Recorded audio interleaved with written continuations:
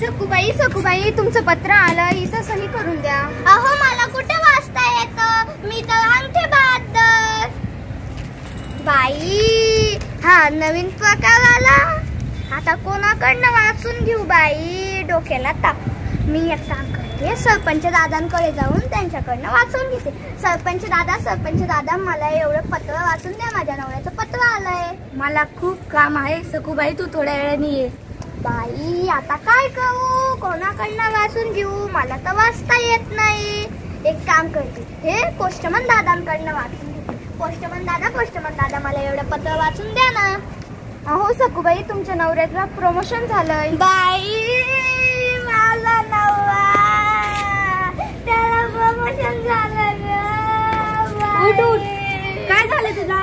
बाई माझ्या नवऱ्याला एवढा मोठा आजार झाला, त्याला प्रमोशन झाला ग. कुठून आला हा मोठा आजार? माझा नवरा ग, त्याला साधा सर्दी खोकला माहिती नव्हता ग. बाई तू काळजी नको करू, आपण त्याला मोठ्या दवाखान्यात नेऊ. आमच्याकडे इतका पैसा कुठं ग. माझा नवरा ग, बाई त्याला प्रमोशन झालं ग. उठ सखूबाई काय झालं तुला? माझ्या नवऱ्याला एवढा मोठा आजार झाला, त्याला प्रमोशन झाला ग.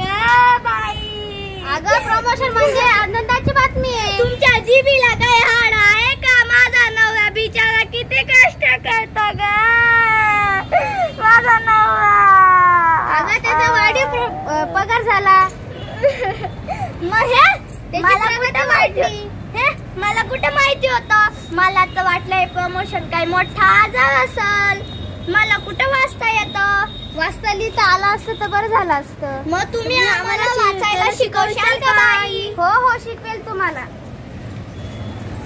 सारे वाचूया, सारे शिकूया. पतुर आलंय